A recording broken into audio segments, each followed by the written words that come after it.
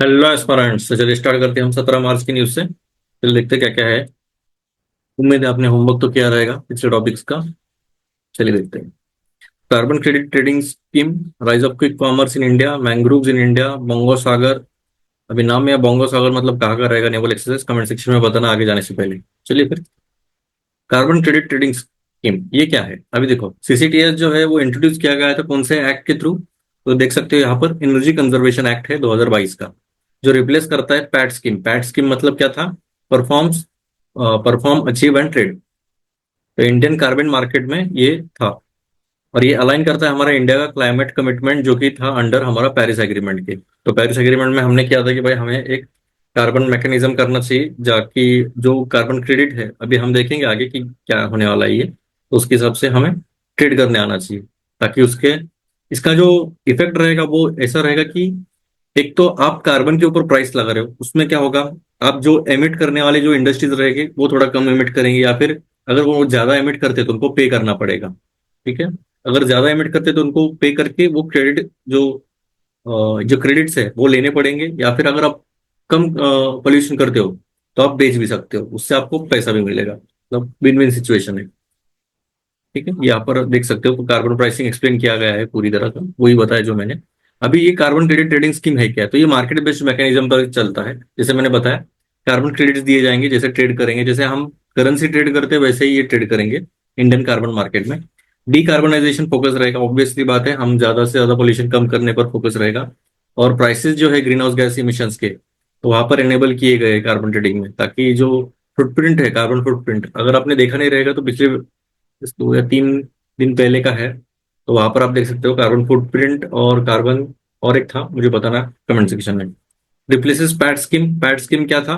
तो energy intensity पहले major करते थे, फिर बाद में हम green house GHG emission intensity पर देखने लगे। पहले हम ओवरऑल एनर्जी देख रहे थे कि भाई एनर्जी कितनी हो रही थी। अभी हम specifically greenhouse gas emission intensity check करेंगे, तो ये रिप्लेस किया पैट स्कीम को। और कार्बन क्रेडिट सर्टिफिकेट्स दिए जाएंगे, ट्रिपल सी बोला जाता है। और एक कार्बन क्रेडिट सर्टिफिकेट की वैल्यू कितनी रहती है?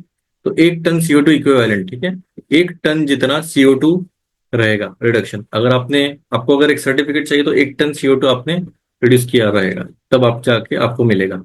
अभी मैकेनिज्म अंडर सीसीटीएस क्या क्या है? Compliance mechanism, offset mechanism, sectors कौन से कवर इनिशियली कर रहे थे, और रेगुलेटरी ओवरसाइट किसका है, मतलब रेगुलेशन किसका है। तो पहले हम देखते हैं मैकेनिज्म क्या है। तो कंप्लायंस मैकेनिज्म में क्या है, तो इंडस्ट्रीज विद हाई एमिशन जैसे आयरन स्टील, सीमेंट, फर्टिलाइजर, इन्होंने greenhouse gas reduction targets meet करने चाहिए। अभी देखो, पहला है कंप्लायंस। कंप्लायंस मतलब क्या, अगर कोई एमिशन ज्यादा कर रहा है, सीमेंट हो गया, आयरन स्टील हो गया, फर्टिलाइजर्स हो गए, तो उनको अगर समझो, एक तो उन्होंने रिड्यूस करने चाहिए इमिशंस। अगर टारगेट से ऊपर नीचे किया उन्होंने तो उनको एक ट्रिपल सी मिलेगा, मतलब कार्बन क्रेडिट सर्टिफिकेट मिलेगा। अगर फेल होते हैं तो इनको बाय करना पड़ेगा बाकी दूसरों से, जो जिन्होंने कम किया उनसे आपको बाय करना पड़ेगा। तो यही था कंप्लायंस मैकेनिज्म। ऑफसेट मैकेनिज्म मतलब क्या? वॉलेंटरी पार्टिसिपेशन अलाउड है, वैसे अगर आप कंप्लायंस फ्रेमवर्क के आउटसाइड से भी एंटिटीज आते हैं तो भी आप अलाउ कर सकते हो। अलाउ कर सकते हैं बिजनेसेस को, ताकि जो है कार्बन क्रेडिट्स और कम हो सके। पहले सेक्टर्स कौन से इनिशियली कवर किए गए थे? तो iron steel, aluminium, cement, fertiliser, petroleum, pulp, paper, textile. अभी पावर सेक्टर तो नहीं आया है, पर बाद में लेटर इंक्लूड करेंगे इसमें। ठीक है। और जो अगर देखा जाए तो पावर सेक्टर 40% इंडिया का ग्रीन हाउस गैस इमिशंस करता है। अगर रेगुलेशन की बात की जाए तो बी करता है। बी मतलब क्या? ब्यूरो ऑफ एनर्जी एफिशिएंसी और national steering committee for Indian carbon market, ये करते हैं। फिर इंपॉर्टेंस क्या है सीसीटीएस का इंडियन क्लाइमेट गोल्स में? तो हमारा जो टारगेट है कि हम एमिशन इंटेंसिटी जो है 45% से रिड्यूस करेंगे हम 2030 तक। अभी कितने साल बचे? 5 साल ही बचे हार्डली।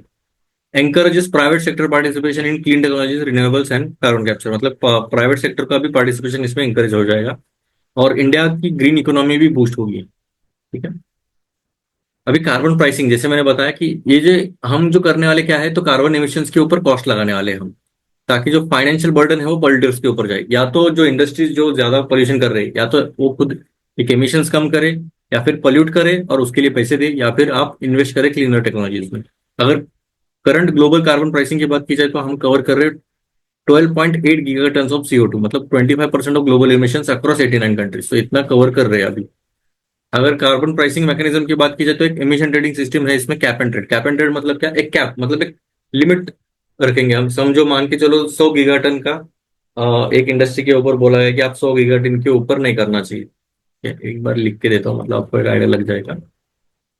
अभी एक इंडस्ट्री है, ये मान के चलो इंडस्ट्री है, यहाँ से आ रहा है आपके ऊपर, इसके ऊपर लगा है कि आपको 100 गीगा टन के ऊपर नहीं जाना चाहिए, बहुत ज्यादा हो रहा है वैसे, पर फिर भी अगर मान के चलो ये अगर एक्सीड करते हैं तो ये बाहर से लेना पड़ेगा इनको, अगर बिलो करते हैं तो ये बेच सकते हैं।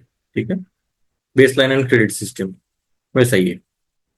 फिर कार्बन टैक्स, टैक्स इसके ऊपर लगा है कि आपने जो फिक्स किया है उसके ऊपर गया है तो आपको टैक्स देना पड़ेगा। ठीक है, या तो एमिशंस रिड्यूस करो या फिर टैक्स भरो। फिर क्रेडिटिंग मैकेनिज्म भी है, तो green house gas reduction projects generate carbon credits which can be sold domestically या इंटरनेशनली, तो आप डोमेस्टिकली भी सोल्ड कर सकते हो या फिर इंटरनेशनली भी सोल्ड कर सकते हो। ठीक है, अभी एक एमसीक्यू है, यहाँ पर आप देख सकते हो। अभी ये रिप्लेस किसको किया है आपको पता ही है, और ये mains point of view question है, तो सॉल्व कर सकते हैं। ये यूपीएससी का पूछा गया सवाल था। तो यहाँ पर देखो, carbon markets are likely to be one of the most widespread tools in the fight against climate change, पहला स्टेटमेंट है। चलिए ये थोड़ा सॉल्व करते हैं। सेकंड स्टेटमेंट है carbon markets transfer resources from the private sector to the state. तो देखो, पहला स्टेटमेंट थोड़ा सा जनरलिस्टिक है और सिंपल है, पॉजिटिव वाइब दे रहा है, तो पहला तो स्टेटमेंट तो गलत होने के चांसेस बहुत ही कम है। Carbon markets are likely to be one of the most widespread tools in the fight against climate change, तो हमें क्लाइमेट चेंज को फाइट करने में एक बड़ा टूल रहेगा ये कार्बन मार्केट्स, तो पहला स्टेटमेंट तो सही है। मतलब पहला स्टेटमेंट सही है, मतलब ये दो स्टेटमेंट्स में रहेगा, ये तीन स्टेटमेंट एबीसी में रहेगा, वन इज करेक्ट बोला है। सेकंड बोला है carbon markets transfer resources from the private sector to the state, एक तरह से सही भी है, क्योंकि जो भी प्राइवेट सेक्टर है जो इतना काम कर रहा है, तो जो जो भी टैक्स वगैरह देगा, सीसीसी खरीदी करेगा, तो स्टेट की तरफ ही जाएगा। पर इसका और इसका कुछ तालमेल नहीं लग रहा है, मतलब कुछ लिंक नहीं लग रहा है, मतलब दोनों स्टेटमेंट सही है पर दोनों का स्टेटमेंट दूसरा जो है वो करेक्ट एक्सप्लेनेशन नहीं लग रहा है फर्स्ट का। ठीक है, तो आंसर क्या रहेगा, both statement one and two are correct but statement two is not the correct explanation. ठीक है, ये आंसर था। और सेकंड तो कार्बन क्रेडिट ओरिजिनेटेड कहाँ पर हुआ, तो आप मुझे बताना है यहाँ पर, ये आपके लिए होमवर्क है।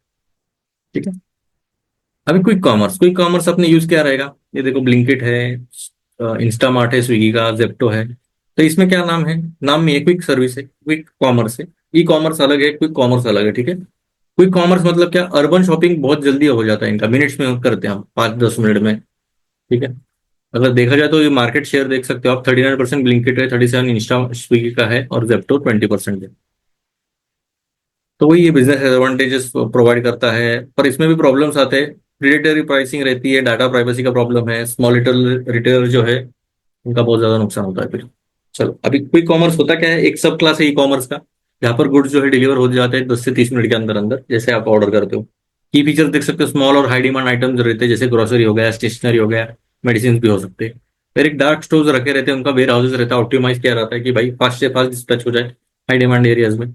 एआई ड्रिवन एनालिटिक्स मिलते हैं इनके पास, ताकि वो फोरकास्ट कर सकते हैं कि भाई डिमांड कितनी है, कितना ऑप्टिमाइज रहना चाहिए इन्वेंट्री, पर्सनलाइज कर सकते हैं रिकमेंडेशन, भले आप ज्यादा से ज्यादा आप अगर समझ लो, मान लो कोई एक पर्टिकुलर एक्सवाइजेड प्रोडक्ट ले रहे हो, तो उसकी जो डिमांड है आपके, वो एआई के पास जाएगा, फिर वो बोलेगा कि भाई ये जो बंदा है ये ज्यादा से ज्यादा ये चीजें मंगाते रहता है, तो उसके रिगार्डिंग ये आपको सजेशंस या रिकमेंडेशंस करते रहेगा, मतलब पर्सनलाइज किया जाता है। ये एआई खतरनाक चीज है। इवन आपने यूट्यूब पर भी देखा रहेगा, जैसे आप वीडियो देखते हो उसी तरह से वीडियोज आते रहते हैं। रन द क्लॉक ऑपरेशन से मतलब चौबीसों घंटे भी अर्जेंट नीड्स के लिए भी करते रहते हैं, जैसे ट्रेडिशनल स्टोर 8-9 बजे खत्म हो जाते हैं, तो ऐसा नहीं है। अभी मार्केट ग्रोथ की बात की जाए तो मार्केट वैल्यू जो है 2024 में अभी फिलहाल तो है 3.34 बिलियन है, अभी प्रोजेक्टेड किया जाता है 2030 मतलब 29 तक तो 9 बिलियन, मतलब 3 गुना बढ़ेगी almost. Year on year growth देखा जाए तो 76% है। मेजर प्लेयर्स आप देख सकते हो इतने। बाकी ठीक है, इम्पैक्ट क्या रहेगा ये भी पढ़ सकते हो आप, कि प्रेफर किया जाता है जनरली अर्जेंट और इम्पल्स परचेज पर, कन्वीनियंस है, ट्रेडिशनल स्टोर की तरह नहीं है कि भाई 8 बजे के बाद सब बंद हो जाता है, और मिनिमल कार्ड वैल्यू डिस्काउंट्स वगैरह भी दिए जाते हैं, तो वो भी एक। अभी चिंता का विषय क्या प्रॉब्लम है, तो एक तो है प्रिडेटरी प्राइसिंग और मार्केट मैनिपुलेशन, ये मैनिपुलेट कर सकते हैं। पहले तो प्लेटफॉर्म जो है पहले बिलो कॉस्ट पे सेल करते हैं, ताकि जो स्मॉल रिटेलर्स है वो बाहर हो जाए, और एक बार कंपटीशन कम हो गया तो फिर वो अपने आप प्राइस बढ़ा सकते हैं, जिसकी मैं बात कर रहा हूँ। टेलीकॉम सेक्टर में भी एक ऐसा है।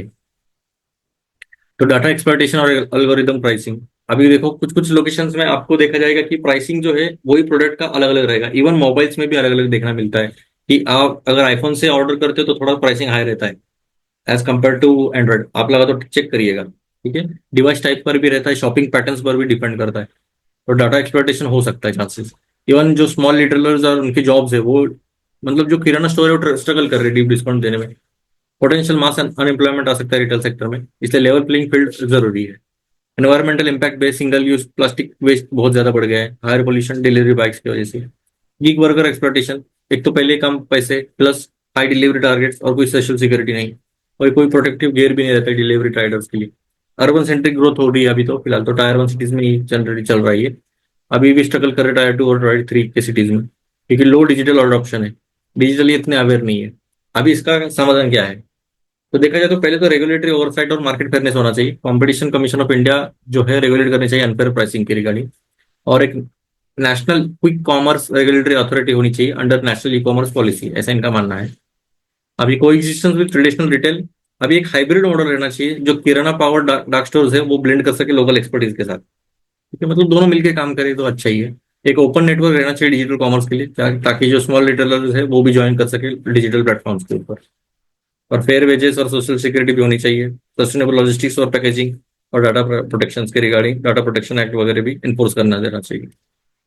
ठीक है, अभी मैंग्रोव्स के रिगार्डिंग देख सकते हो। मैंग्रोव पता है क्या होता है, हम देखेंगे आगे वैसे। तो थोड़ा सा जूम पहले तो, अच्छा ठीक है, न्यूज में क्या था, तो अन्ना यूनिवर्सिटी रिपोर्ट ने हाईलाइट किया कि जो तमिलनाडु है मैंग्रोव एक्सप्लॉयटेशन किया है 4,500 हेक्टर 2021 में था, तो 9,000 हेक्टर हो गया है। इसलिए ये मैंग्रोव थोड़ा चर्चे में था। अभी हम देखते ही ये थोड़ा मैप देखते हैं, अभी मैंग्रोव इन इंडिया कहाँ कहाँ है। तो गल्फ ऑफ कच्छ, खंबाट, डुमस, डुमस उभरत, ये सब है, वैतरना, मुम्ब्रा, दीवा, फिर कन्नूर, वेम्बनाड, लेक भी है, वेटलैंड भी है, और मैंग्रोव भी है। मुटुपुट, रामनाड, सुंदरबन सबसे बड़ा वेटलैंड, इवन ये भी है, मैंग्रोव भी है। नॉर्थ अंडमान सा निकोबार। चलो अभी इसमें 26 जुलाई जो है international day for the conservation of mangrove ecosystem मनाया जाता है। 2021 के आईएफएसआर के report, Indian state forest report है ये। तो इंडिया का मैनग्रोव कवर कितना था, तो ऑलमोस्ट 5,000 स्क्वायर किलोमीटर, जो कि 0.1% है टोटल जोग्राफिकल एरिया से। अगर बात की जाए लार्जेस्ट मैंग्रोव कवर इंडिया में 2021 की आईएफएसआर, मतलब अभी तो बहुत ये पुराना हो गया वैसे, थोड़ा लेटेस्ट दिखेंगे। मतलब पहला आता था वेस्ट बंगाल, गुजरात, अंडमान निकोबार और आंध्र प्रदेश, और फिर बाद में तो महाराष्ट्र। और मैंग्रोव जो है प्रोटेक्ट किए जाते हैं एनवायरमेंट प्रोटेक्शन एक्ट 1986 और कोस्टल जोन रेगुलेशन में। सुंदरबन जो है वो यूनेस्को वर्ल्ड हेरिटेज साइट है। ये रहा है। सुंदरबन जो है वो वर्ल्ड हेरिटेज साइट है, जो कि world largest single patch of mangrove forest है, और सुंदरबन को first mangrove forest in the world माना जाता है, ताकि अर्ली एज 1892 से। ये मैप देख सकते हो आप। अभी की फीचर्स क्या है इसमें, मैंग्रोव के हैबिटेट और ग्रोथ की बात की जाए तो टाइडल फ्लैट्स, ईस्चुरीज और डेल्टाज में ये हाई सिल्ट डिपोजिशन करते हैं। फिजियोलॉजिकल एडाप्टेशन देखा जाए तो निमेटोफोर्स है रेस्पिरेशन के लिए, प्रॉप रूट से राइजोफोरा बोला जाता है स्टेबिलिटी के लिए। ये काफी इंपॉर्टेंट टर्म्स है बाय द वे, ये पूछा जा चुका है यूपीएससी में क्वेश्चन। सॉल्ट सिक्रेटिंग ग्लैंड्स रहते हैं इनके अंदर, ताकि जो सैलिनिटी है वो मेंटेन रख सके। फिर रिप्रोडक्टिव एडाप्टेशन भी आती है, वीवी पैरिटी, जो सीड जो है जर्मेट होती है ट्रीज पर नीचे गिरने से पहले। मैंग्रोव का डिस्ट्रीब्यूशन देखा जाए तो फूड एंड एग्रीकल्चर ऑर्गेनाइजेशन है, क्या देखना पड़ेगा। 14.8 मिलियन हेक्टर जो है, less than 1% of tropical forest इतने पाए जाते हैं। ग्लोबल कवर की बात की जाए, Indonesia, Brazil, Nigeria, Mexico, Australia hold करते 47% ग्लोबल मैंग्रोव। इंडिया का हमने देखा मेजर इकोसिस्टम देखा जाए तो वर्ल्ड का लार्जेस्ट कंटिन्यूस मैंग्रोव जो है सुंदरबन, फिर भितरकनिका ओडिशा, जनरली सेकंड पता नहीं रहता है। इंडिया का सेकंड है, सेकंड लार्जेस्ट इंडिया का। और आंध्र प्रदेश, गुजरात, केरला, अंडमान आइलैंड्स में भी। अभी सुंदरबन की बात की जाए तो एक बायोडाइवर्सिटी हॉटस्पॉट है। बायोडाइवर्सिटी हॉटस्पॉट मतलब क्या, हॉटस्पॉट मतलब क्या, ऐसी जो एक बोल सकते एक ऐसा रीजन जहां पर जो अगर थोड़ा सा भी चेंजेस किया तो उनके फ्लोरा और फौना में बहुत ज्यादा डेंजर वाला इफेक्ट गिर सकता है, तो उसको कंजर्व करने की बहुत जरूरत होती है, तो इसके लिए इसका बोला जाता है बायोडाइवर्सिटी हॉटस्पॉट। अभी सुंदरबन जो है नाम जो सुंदर ट्री से लिया गया है, हेरिटेरिया फॉर्म्स नाम था पहले, मतलब उसके ऊपर से सुंदरबन गिरा गया है। स्पैन करता है अक्रॉस इंडिया, वेस्ट बंगाल और बांग्लादेश। होस्ट करते हैं इसमें क्या क्या रहते हैं, Bengal tiger, estuaries, crocodile, Indian pythons, 260 से भी ज्यादा बर्ड स्पीसीज है। यूनेस्को वर्ल्ड हेरिटेज साइट है ये। सुंदरबन नेशनल पार्क भी है इंडिया में, सुंदरबन वेस्ट और साउथ एंड ईस्ट बांग्लादेश में है। अभी इंपॉर्टेंट क्यों है मैंग्रोव, तो पहली बात तो कार्बन सिक्वेस्ट्रेशन। कार्बन सिक्वेस्ट्रेशन मतलब क्या, कार्बन को सोख लेता है ये, मतलब ये स्टोर कर सकता है 400 tonne of carbon per hectare में। एक हेक्टर के हिसाब से 400 टन ये स्टोर कर सकता है, तो समझ सकते हो। अनएरोबिक रहता है, सलाइन कंडीशंस में भी कर सकते हैं, और ये एफिशिएंट रहता है ब्लू कार्बन सिंक्स के लिए। कोस्टल प्रोटेक्शन कर सकता है, वेव एनर्जी वगैरह जो आती है, वेव्स जो आते हैं वो उसको तोड़ सकता है, मतलब जो सुनामी स्टॉर्म्स अगर अगर कुछ आ भी गया तो पूरा एब्जॉर्ब कर सकता है, ये बैरियर की तरह काम करता है, ये नेचुरल बैरियर है। बायोडाइवर्सिटी हॉटस्पॉट है, कितने ज्यादा स्पीसीज है देखो यहाँ पर, और की स्पीसीज हमने देखे वैसे। फूड सिक्योरिटी लाइवलीहुड, जो फिशरमैन है, और यहाँ पर जो अलग अलग लाइवलीहुड से भी रहते हैं ये, जैसे Honey fruit leaves, coastal communities के लिए गुजारा का है ये। अभी थ्रेट क्या है, लैंड कंजर्व कन्वर्जन होता है अभी। State of the world mangrove forest, mangrove 2024 के रिपोर्ट ने बोला कि 43% due to aquaculture, palm oil और राइस कल्टीवेशन की वजह से इतना लॉस हुआ है। 2000 से लेकर 2020 में 26% जो है लॉस्ट हो गया श्रिम्प फार्मिंग में।